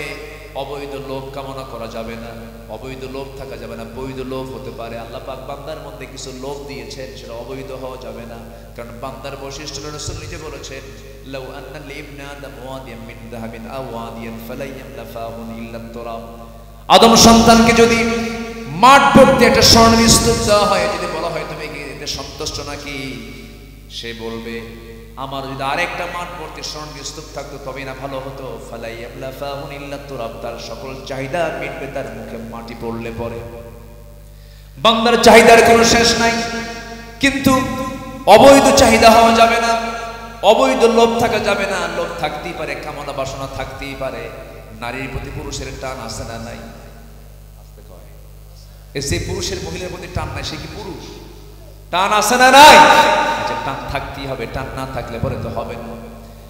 মানব জীবনে স্বামী স্ত্রীর প্রতি যদি আকর্ষণ না থাকে, নারী পুরুষের যদি টান না থাকে, আল্লাহ তাআলার বান্দা পৃথিবীতে আসবে কেমন করে? এটা তো থাকতেই হবে। কিন্তু আল্লাহ তাআলা এই সম্পর্ক দেখতে চান, বৈধ না অবৈধ, বিয়ে না জেনা দেখতে চান। আল্লাহ বলেন, আল্লাহ কি জেনা চান না বিয়ে চান?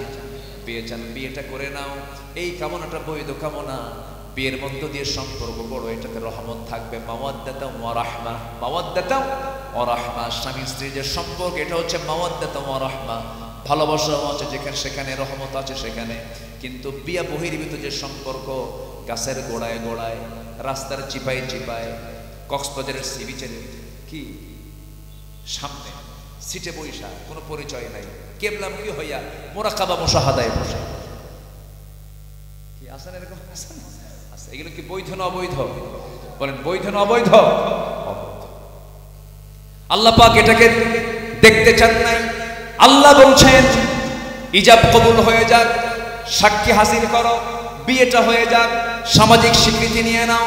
একটাতে পারো না, একটায় তোমার সমস্যা হয়, দুইটা করো, দুইটার সমস্যা হয় তিনটা করো, তিনটা তো হয় না, কয়টা করো? চারটা করো। মাসনা ওয়া সুলাসা রুবা। তবু তুমি জেনার কাছে যেও না। কিসের কাছে যেও না? জেনার কাছে যেও না।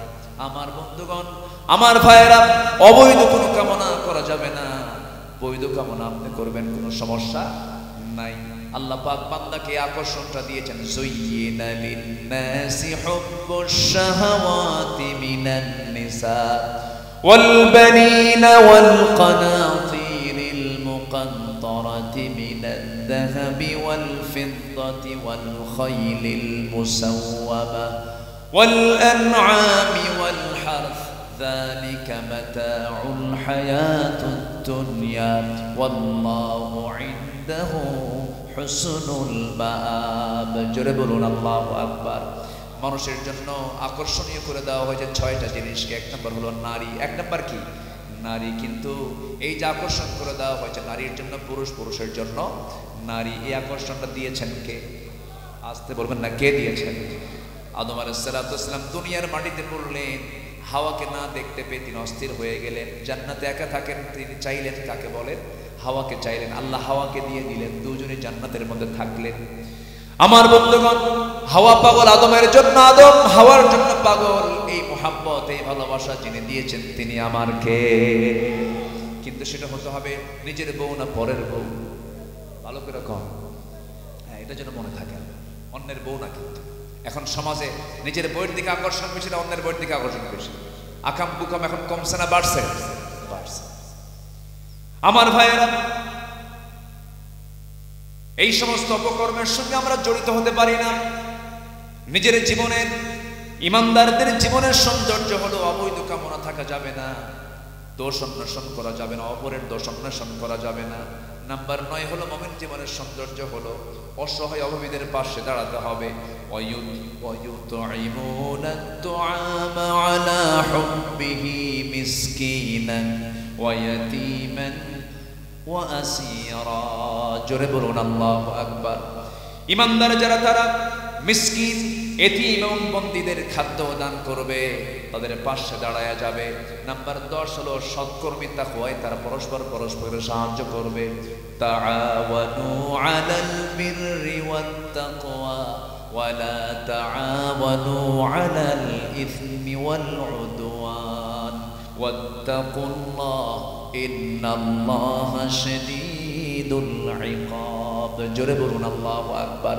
আমি যে আয়াতগুলো বলতেছি বিরক্ত হচ্ছেন নাকি আপনারা? আয়াত যত বেশি হবে বরকত তত বেশি হবে। আয়াতহীন আলোচনার কোনো মূল্য নাই। যে আলোচনায় আয়াত বেশি, সে আলোচনায় বরকত বেশি। নাম লেখা হয় তাফসীর মাহফিল, কিন্তু একটা কোরআন আয়াতও নাই, এমন তাফসীর মাহফিল আছে না?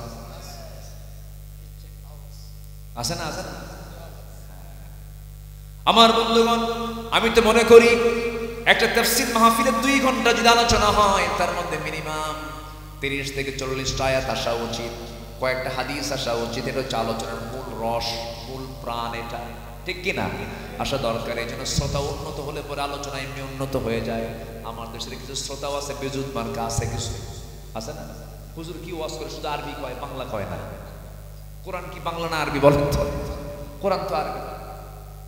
বহুদিন আগে আমি উত্তরাঞ্চলের দিকে কুড়িগ্রাম মাহফিল করতে গেছি। কুড়িগ্রাম নাম শুনছেন তো? মাত্র কুড়িগ্রাম, 20 গ্রাম মাহফিল করতে গেছি। তা আমি এরকম একটু ঘন ঘন করে আয়াত বলছি। এক বুড়া চাচার সামনে দাঁড়ায় বলে, হুজুর একটু বাংলা কম, কিছু তো বুঝি না। বলেন কি জবাব দিবেন আপনারা? এই জন্য আমাদেরকে একটু সহজ করে কথা বলতে হয় মাঝে মাঝে। আবার আয়াত বাদ দিলে তো রহমত থাকে না, বরকত থাকে না। এই জন্য একটু মনোযোগ দিয়ে শুনতে হবে। তাহলে নাম্বার 9 আমরা শুনলাম, অসহায় অভাবী যারা, তাদের পাশে আমরা দাঁড়াবো। জোরে বলি ইনশাআল্লাহ।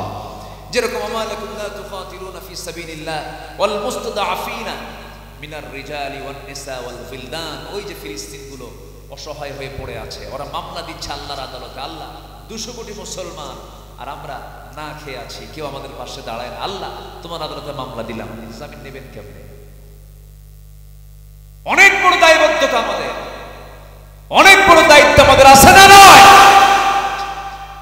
মুসলমানদের যারা নেতৃত্ব দিচ্ছে, এই প্রযুক্তির কল্যাণে অনেকের কানে যাবে, আমি তাদের উদ্দেশ্যে বলতে চাই, যত বড় দায়িত্ব তত বড় জবাবদিহিতা, ঠিক কিনা বলেন? সাইয়েদনা ওমর ফারুক রাদিয়াল্লাহু তাআলা আনহু তিনি বসে আছেন, তার পাশে এক সাহাবী একটা হাদিস বর্ণনা করছেন, যার মধ্যে চুল পরিমাণে অহংকার থাকবে, সে জান্নাতের গন্ধ পাবে না। মিসকালা হাব্বাতিন মিন কিবাব লা ইয়াদখুলুল জান্নাহ।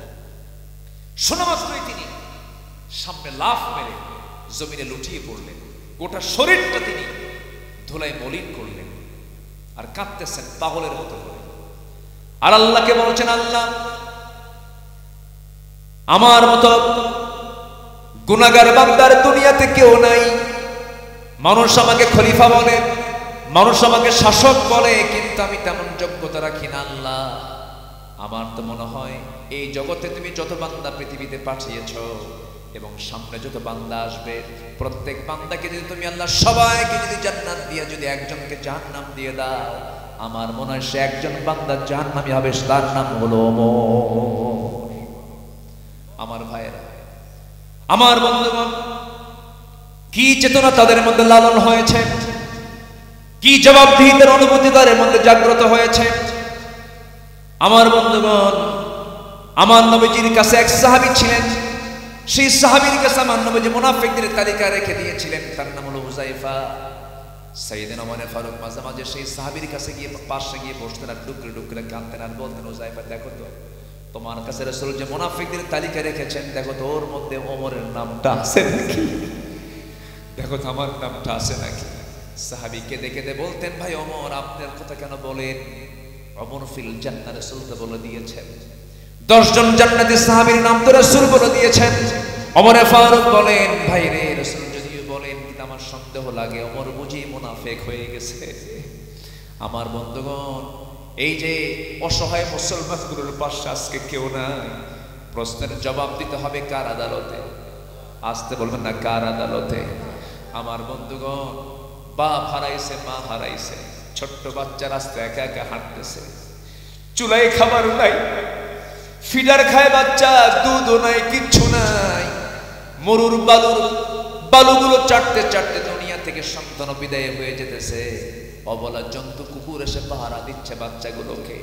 আমার বন্ধুগণ, এই যে গোটা দুনিয়ার যাকে আমরা আধুনিক দুনিয়া বলছি, কত পাশবিক আচরণ আমরা লক্ষ্য করে দেখছি।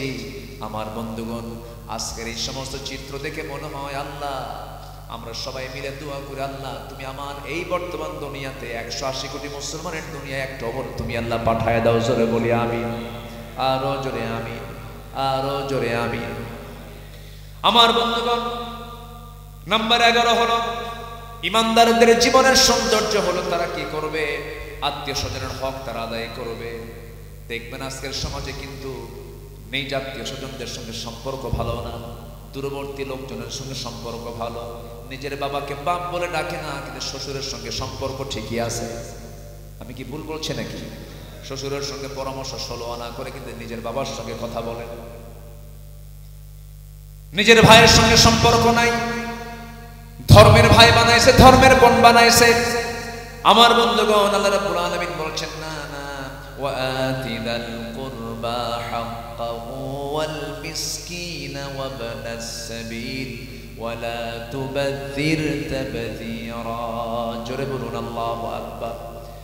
যদি আপনি আপনার হায়াতকে বৃদ্ধি করতে চান, রাসূল বলেছেন, যদি কেউ তার নিজের হায়াতকে বৃদ্ধি করতে চায়, সেজন্য আত্মীয়ের সঙ্গে ভালো আচরণ করে, আত্মীয়ের হক যেন আদায় করে।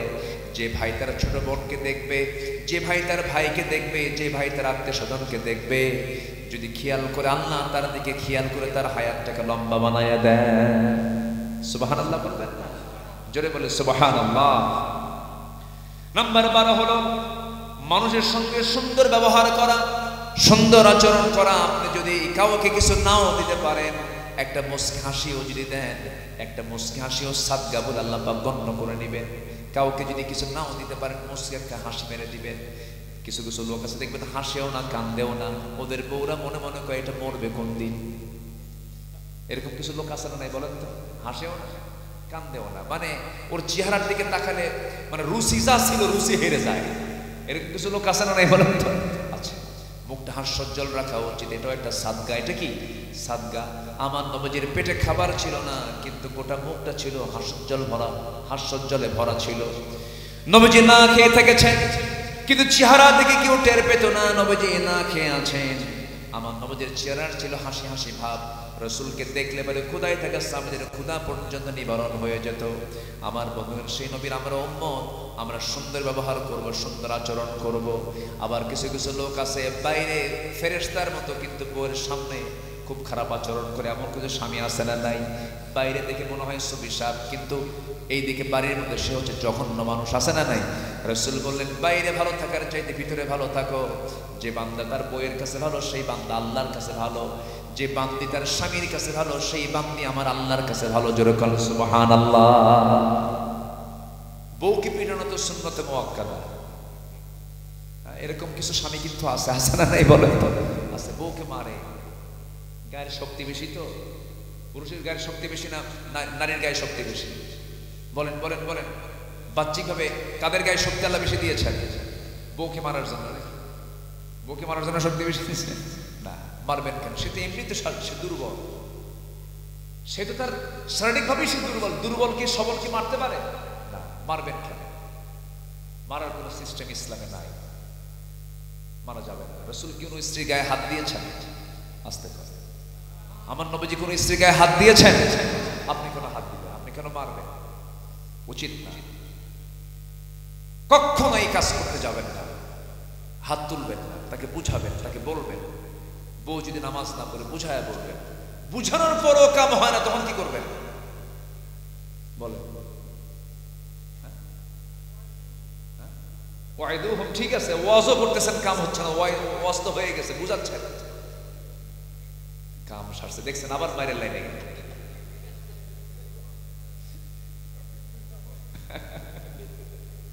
ওয়াহজুরুহুন্না ফিল মাদাজি, এটাও তো আছে, এটাও তো বলতে পারতেন।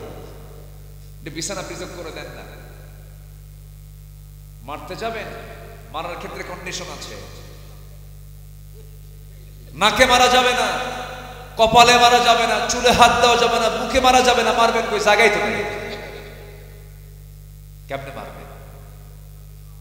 হ্যাঁ, ওয়াশিরুহুন্না ফিল মারুফ। আল্লাহ আল্লাহ কত সুন্দর সমাধান দিয়েছেন। যেরকম সুবহানাল্লাহ।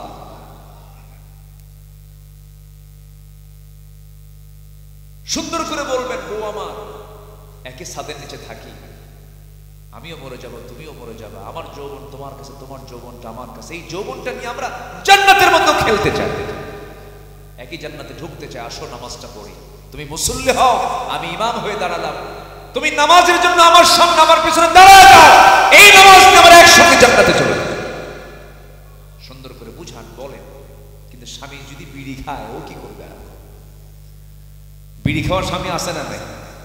এমন গন্ধ, বউ কয় তোমার সঙ্গে আমি থাকবো কেমনে? পচা গন্ধ থেকে থাকা যায় না। বিড়ি খাওয়া তো সুন্নতে মুআক্কাদা। কান কি করবে? দা মা ইউরবিক ওয়া ইলা মা লা ইউরবিক। এই জাতি ভাত বেশি খায় না বিড়ি বেশি খায়?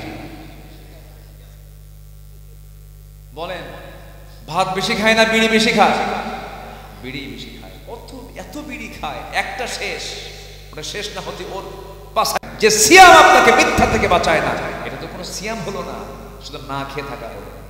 আও কামা ক্বালা আলাইহিস সালাতু ওয়াস সালাম। আসুন না আমরা আমাদের ইমানদারদের জীবনের যে সৌন্দর্য, সেই সৌন্দর্য আমাদের মাঝে আমরা উপস্থিত করি। জোরে বলি ইনশাআল্লাহ। আল্লাহ কবুল করুন। জোরে বলি আল্লাহুম্মা আমিন। আচ্ছা, ইমানদাররা উগ্র হবে না নম্র হবে? উগ্র হবে না নম্র হবে? নম্র হবে। কেউ রেগে গেছে, আপনি চুপ থেকে যাবেন, জবাব দেবেন না। আপনার জবাবের জন্য আল্লাহ যথেষ্ট। সবর করবেন, সবরের পুরস্কার কে দিবেন? আল্লাহ নিজে বলেছেন না, ইন্নাল্লাহা মাআস সাবিরিন। আপনি কারো মুখ থেকে আপনি অনিষ্ট ফিল করছেন, আপনি শুনবেন শুধু, জবাব দেবেন না।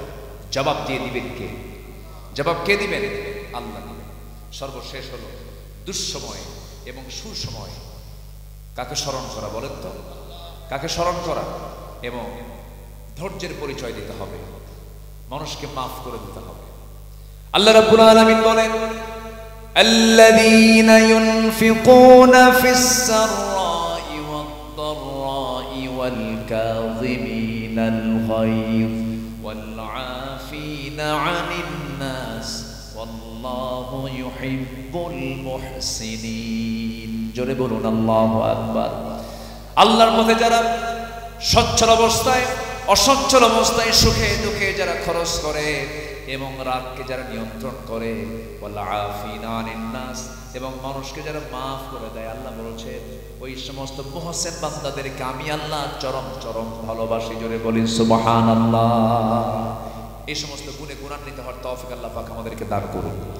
বাড়িতে যাদের স্ত্রী পরিবার পরিজন আছে, মেয়ে আছে, স্ত্রী আছে, তাদের পর্দার দরকার আছে না ভাই?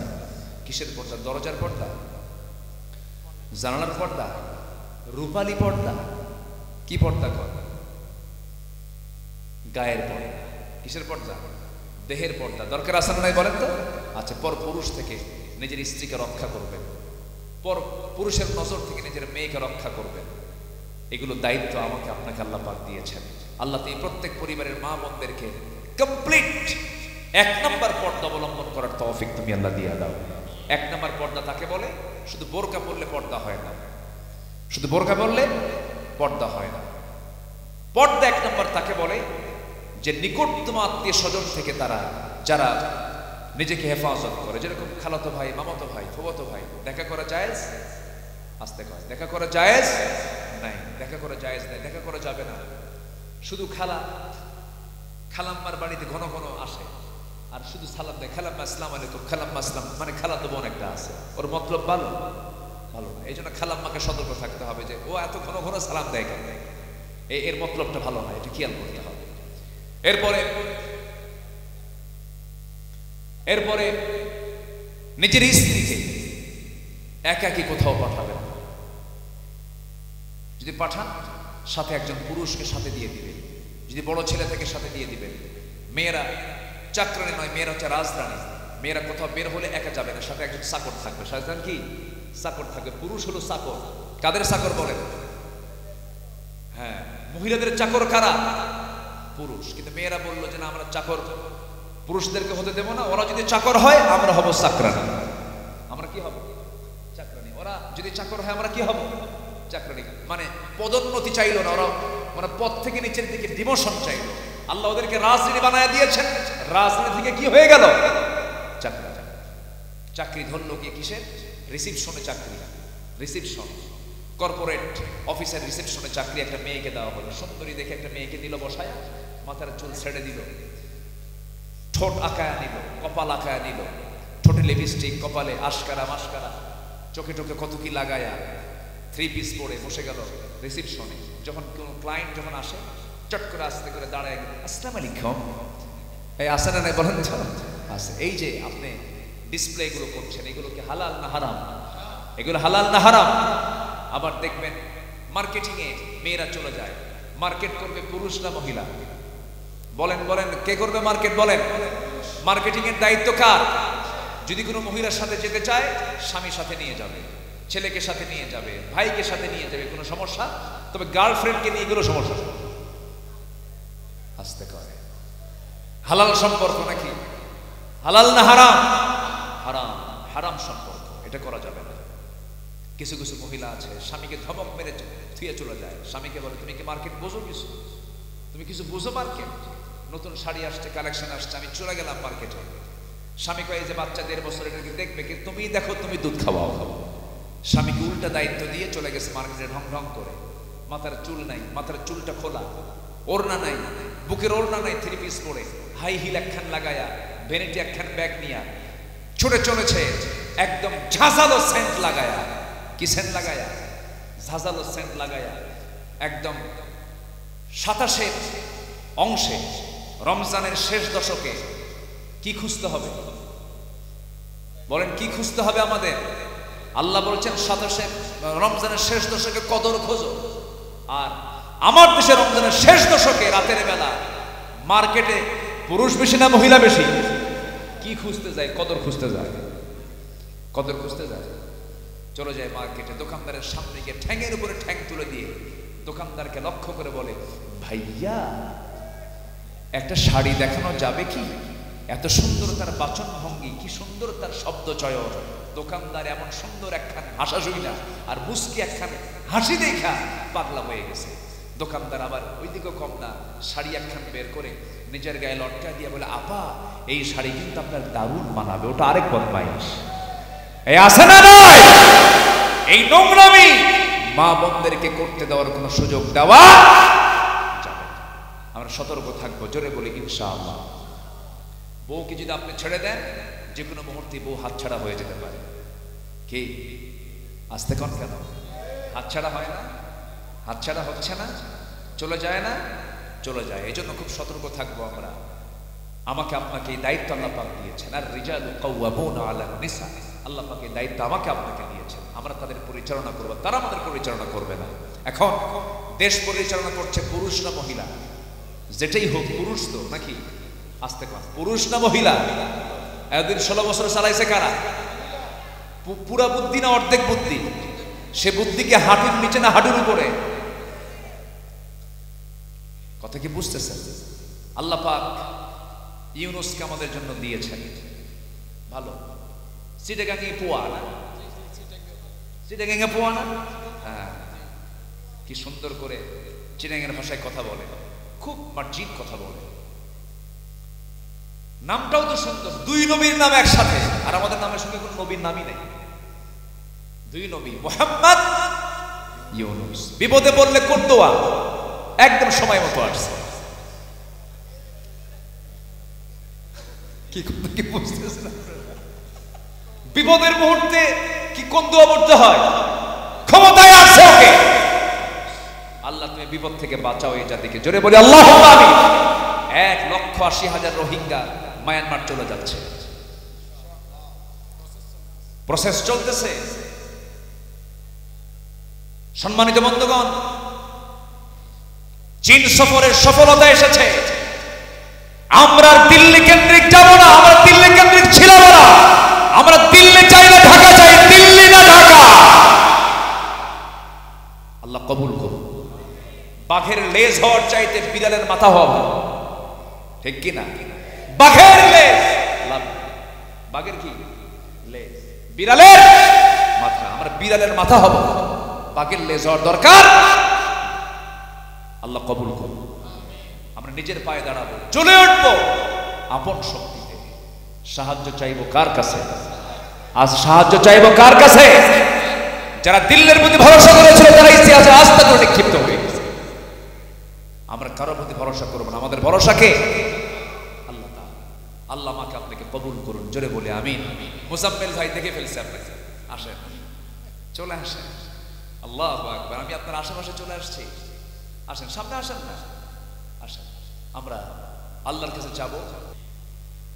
রব্বানা যালামনা আনফুসানা ওয়া ইল্লাম তাগফির লানা ওয়া তারহামনা লানাকুনান্না মিনাল খাসিরিন। লা তুযিগ কুলুবানা বা'দা ইদ হাদাইতানা ওয়া হাব লানা মিন লাদুনকা রাহমাতান ইন্নাকা আনতাল ওয়াহ্হাব। গভীর রাত, নিঝুম রাত, ঝিমানো রাত্রিতে হাজারো মুসলমান নরনারী নিয়ে তোমার কালামের কয়েকটা আয়াতকে সামনে রেখে মুমিন জীবনের সৌন্দর্যের দিকগুলো নিয়ে কিছু কথা বলেছি। একজন মুমিন কেমন হওয়া দরকার, একজন ইমানদারের গুণ কেমন হওয়া উচিত, এই বিষয়ে কিছু কথা কোরআনকে সামনে রেখে বলেছি। সে শান্তে এসে কাঙ্গালে ভিখারির মতো দুটো হাত পেতে আছি। আল্লাহ, গুনার দিকে নজর দিও না, বান্দা মনে করে তামাম জীবনের সমস্ত গুনাহগুলোকে মাফ করে দাও। জনম দুঃখিনী মা যারা বিদায় নিয়েছেন, জিন্দেগীর গুনাহগুলো মাফ করে দাও, কবরগুলোকে জান্নাতের টুকরা বানায়া দাও। আব্বা আম্মার জন্য কি দোয়া তাও শিখায়া দিয়েছ। দিল খুলে, দিলটা খুলে মন থেকে হৃদয় থেকে আব্বা আম্মার জন্য আল্লাহ শেখানো দোয়া পড়ে সবাই বলুন, রব্বির রহমহুমা কামা রব্বায়ানি সগীরা, রব্বির রহমহুমা কামা রব্বায়ানি সগীরা, রব্বির রহমহুমা কামা রব্বায়ানি সগীরা। বিশেষ করে মাহফিলটার আয়োজন করলেন যারা, শোনার জন্য আসলেন যারা, বিনিময়ে কিয়ামতের কঠিন ময়দান যেদিন কেউ কাউকে চিনবে না, এমনকি মা সন্তানকে পর্যন্ত স্বীকার করে বসবে, সেই কঠিন মুসিবতের দিনে মাহফিল সবার জন্য নাজাতের মাধ্যম তুমি আল্লাহ বানায়া দিও। আয় আল্লাহ তাআলা, এই এলাকার প্রত্যেকটা ঘরকে তুমি আল্লাহ ইসলামের দুর্গ বানায়া দাও, ঘরে ঘরে খালিদ বিন ওয়ালিদ পয়দা করে দাও। আয় আল্লাহ তাআলা, সকল মাদেরকে খাদিজা, আয়েশা, সুমাইয়ার সঙ্গে তুমি আল্লাহ দয়া করো, কবুল আর মঞ্জুর করে নাও। প্রবাসী ভাইদের প্রতি তোমার খাস রহমত নাজিল করো, প্রবাস জীবনকে তুমি আল্লাহ বরকতময় করে দাও। অত্র প্রতিষ্ঠানের, এই অত্র সংস্থার সঙ্গে যারা জড়িত উপদেষ্টা পরিষদকে তুমি আল্লাহ দয়া করো, কবুল আর মঞ্জুর করে নাও। আয় আল্লাহ তাআলা, আমার দেশকে নিয়ে দোয়া করি আল্লাহ, সকল প্রকার বাতিল রক্তচক্ষু থেকে এই দেশকে তুমি আল্লাহ হেফাজত করো। ভৌগোলিক দিক থেকে আমরা মাইনাস পয়েন্ট আমরা বসবাস করি আল্লাহ, তোমার সাহায্য ছাড়া বাঁচার কোনো উপায় নাই। মেহেরবানি করে ফিলিস্তিনকে তুমি আল্লাহ বাঁচাইয়া দাও। বাইতুল আকসাকে তুমি আল্লাহ মুসলমানদের হাতে তুলে দাও। মুসলমানদের আকসা তুমি আল্লাহ মুসলমানদের হাতে তুলে দাও। ও আল্লাহ, 180 কোটি মুসলমানের দুনিয়ায় তুমি একটা অমর পাঠাইয়া দাও। সকল প্রকার বাতিল রক্তচক্ষু থেকে তুমি আল্লাহ মুসলমানদেরকে হেফাজত করো। আমার ডানে বামে সামনে পেছনে যত ভাই হাত তুলেছেন সবার নাম তোমার জানা নাই, যার যা চাওয়া তুমি আল্লাহ পাওয়া করে দিও। আমার মুজাম্মিল ভাইকে কবুল করো, আমার ফরহাদ ভাইকে কবুল করো। আয় আল্লাহ তাআলা, আজকের মাহফিলের বরেণ্য সভাপতি মহোদয়কে তুমি আল্লাহ দয়া করো, কবুল আর মঞ্জুর করে নাও। আয় আল্লাহ তাআলা, আমরা যা চাইলাম তুমি আমাদের তা দিয়ে দাও, যা চাই নাই কিন্তু প্রয়োজন তাও দিয়ে দাও। ও আল্লাহ, দুনিয়া থেকে কোন দিন বিদায় নেব জানি না, তবে যেদিন মরে যাব রে, টান মেরে ঘর থেকে বের করে দেবে, জীবনের শেষ গোসলটা হয়ে যাবে, মরামক সব দেখে দেখে চলে যাবে, টেনে হেঁচড়ে কবরের দিকে নিয়ে চলে যাবে, আমাকে টেনে হেঁচড়ে বিদায় দিয়ে দেবে রে। 24 ঘন্টা যাবে না, মাথার চুলগুলো খসে খসে পড়বে, 3 দিন যাবে না, চামড়াগুলো গলে গলে পোকার পেটের খাবার হয়ে যাবে। মাত্র 7টা দিন, 7টা দিনের মাথায় দেখা যাবে নারী পুরীগুলো চোখ মুখ কান নাক বের হওয়া শুরু হয়ে যাবে, কিম্বুত কিমাকার চেহারা হয়ে যাবে রে। ও আল্লাহ, মাত্র 3 মাসের ব্যবধান যদি দেখা হয়, কবরটা খনন করে কয়েকটা হাড় ছাড়া কিছুই খুঁজে পাওয়া যাবে না রে। এই তো দুনিয়ার নিয়ম রে আল্লাহ, তোমার পছন্দের বান্দা না হওয়া পর্যন্ত আমাদের কাউকে মরণ দিবা না। মরণের সময় যখন চলে আসবে, জবানে জারি করে দিও কালোজি কালেমা তাইয়্যিবা লা ইলাহা ইল্লাল্লাহু মুহাম্মাদুর রাসূলুল্লাহ। আসসালামু আলাইকুম